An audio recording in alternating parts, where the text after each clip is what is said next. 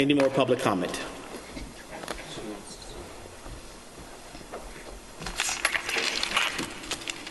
Good evening. Madeline Van John, representing the Southampton Association. I'll try to be very brief and not repeat anything that has already been said. First, I just want to submit the petition that was referenced earlier. There's several copies there. There are 264 signatures on that, and it has been circulated since the new revisions were presented at the last meeting. We had a petition done prior to that meeting. We completely redid it because obviously changes were made and people needed to take a look at that. And Mr. Bragman already addressed a lot of the legal issues. There's just one further one I wanted to address. This is a case I was personally involved in. Mr. Bennett submitted a transcript today from a hearing that was held for preliminary injunction, and I'm not certain why, but he seems to be suggesting that everything that a judge says during oral argument becomes law, which is not the case. There's been no final disposition in that case. It was simply denied a preliminary injunction, and even so, in doing that, none of the statements that Mr. Bennett was submitting were part of the judge's decision. He simply was asking questions to which I was responding. None of those statements become any kind of precedent at this point. Until a final disposition has been made, and then precedent would be set by what the judge actually writes in his decision, not by random statements that came out of the course of the oral argument. And regardless of that, the focus is not just on the gross floor area. We're not just saying, oh, that number isn't good, some arbitrary lower number would be good.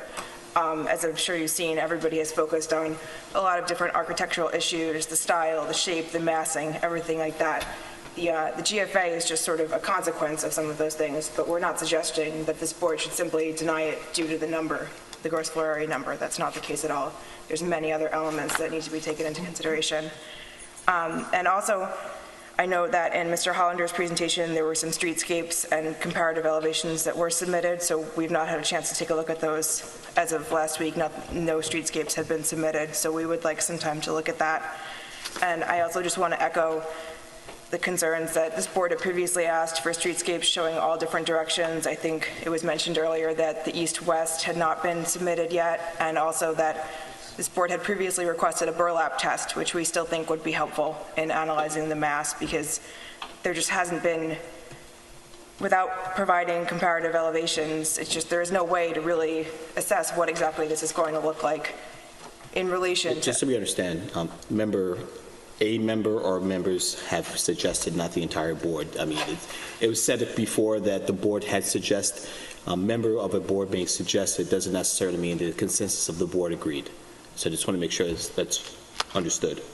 Yes, I'm aware. I think there were definitely requests made in the past, though, for streetscapes to be submitted by members of the board, and it was acknowledged that something would be submitted. So, and a member of the board at least did request that we do some sort of burlap test or something. Okay. So I just would like to reiterate that we think that would be very helpful in assessing what this actually is going to look like, because the gross floor area numbers don't really mean anything. We need to be able to see what it looks like, and the mass and the scaling of it, everything like that, all the architectural elements that have been discussed, we need to be able to see what those look like in comparison to the nearby houses in scale, not just in a vacuum, not just, oh, there's a picture of this house, here's a picture of this house. You need to see exactly in scale what they would look like compared to each other.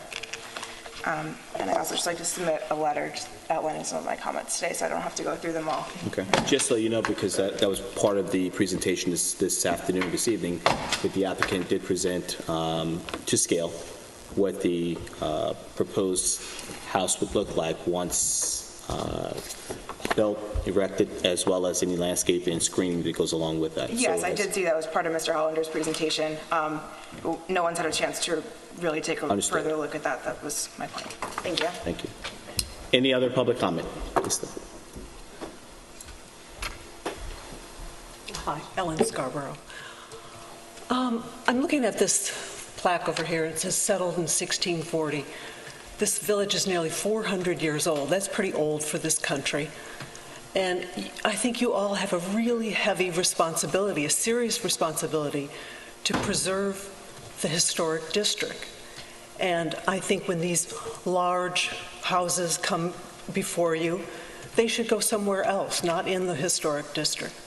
It's fine for people to build the house of their dreams, but not within this area that has to be so protected. And you must realize that you have hundreds of people supporting that very position. And over 3 days, we got nearly 250 names of people who are against this. And one weekend where we actually have some population out here, I'd have 1,000 names in no time whatever. So I just hope you really take seriously the responsibility you have, and I think it's been quite well illuminated that you have a lot of power here that hasn't been used. And please know you have all of our support to use your power to its fullest extent. Thank you. Thank you. Any other public comment? I'll be brief, I promise. Bill Mangert, 12 Fairley Road. I just wanted to bring up a couple of things, and again, I don't want to be repetitive, but you saw from architect Rick Stott's schematics that he showed on the screen here today that the change between the first iteration that you saw here earlier this year and what we have now seen last week, or no, 2 weeks ago and tonight, really, I would say is a de minimis change to the plan. It is hardly shaving off anything. We believe that this property, or this proposed house, should be at least 4,000 to 5,000 square feet smaller to be compatible with its neighbors. If the owner would like to add that square footage to the program, he can use that square footage on the second house on the other property adjacent.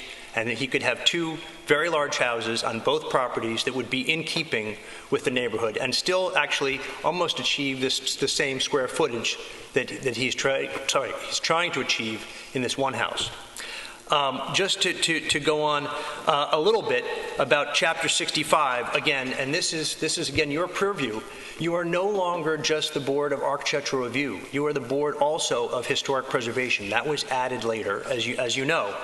And a piece of legislation that was added actually when I was a village trustee in my first year on the board here in Southampton was to include, and I have a copy of it here, the Secretary of the Interior standards for rehabilitation and guidelines for historic properties. And I have a copy of it here, which I'm going to give to you. One thing that it says on page 108 in relationship to setting is introducing new construction into historic districts that is visually incompatible or that destroys historic relationships within the setting is not recommended. I'd like to give you this copy. So again, that was adopted in 1997 when I was on the board, these guidelines from the Secretary of the Interior, and I've just cited on page 108 where it says that altering the setting with this new construction that is incompatible is not recommended. I would just like to go on a little bit in response to some of the comments made earlier.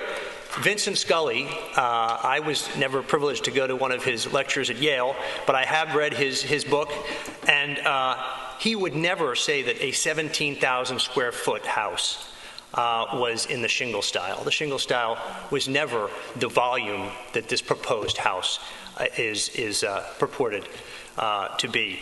The architect says that it's in a cottage style. Again, I don't know any other architect except for the architect here that would call this a cottage style at 17,000 square feet. It is just absolutely incorrect usage of the architectural language. You know, again, the house, I'd be curious to know what the floor height on the first floor is, because I think by lowering that, which again doesn't affect the main rooms of the house, the living room, all the bedrooms, the kitchen, everything is on the second floor. If you lowered the height of the first floor, the house could come down a little bit more from where it is right now. As you heard, this iteration, the center roof line actually went up again. So again, for their changes, this change was in the wrong direction. The center roof line went up. So we still think that the house should be moved back and further to the west property line. I'd like to address Ed Hollander's comments about the landscape. I noticed on the plan there is absolutely no screening at all whatsoever between the house and the property line to the east.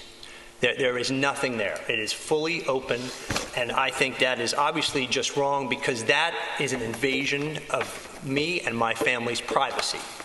You saw from the depictions on the screen here how the addition of this house will change our property, and it is an invasion of our property. It's an invasion of our privacy. It's intimidating. It's overbearing. It's overwhelming. It completely changes the landscape of that historic property. Again, this was originally part of 18 acres that was owned by Dr. Thomas. By allowing this huge piece of property to be elevated, it will completely alter that landscape forever. We will never be able to get that back unless someone wants to dig it out. But the house can be elevated to meet FEMA without having to add all that fill. You can have, as someone said, you can just have some stairs up to the front door. There's no problem with that. Finally, the comment from the architect, I think it was the architect, about the other architect who here was speaking about the historical architecture, said that the windows are metal, and that was because the conservatory on the neighboring property had the metal mullions. That conservatory, I remember when it was built, it was done in the 1980s. It's a 1980s conservatory.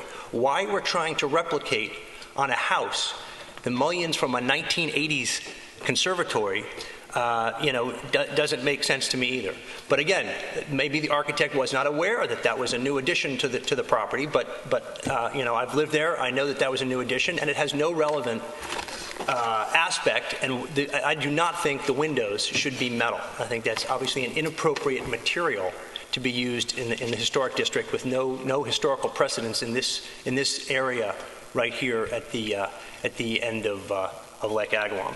So those are really the only comments I wanted to make. Other than that, again, this is a huge change to a very visible part of this village. And I think you have to think very carefully about what is appropriate in a part of the village that is so visible and clearly seen by everybody from the public parking lot and from the beach. And I'm glad that the certificate of appropriateness is being changed. But it does not change the fact that this is not appropriate, and the certificate of appropriateness for this version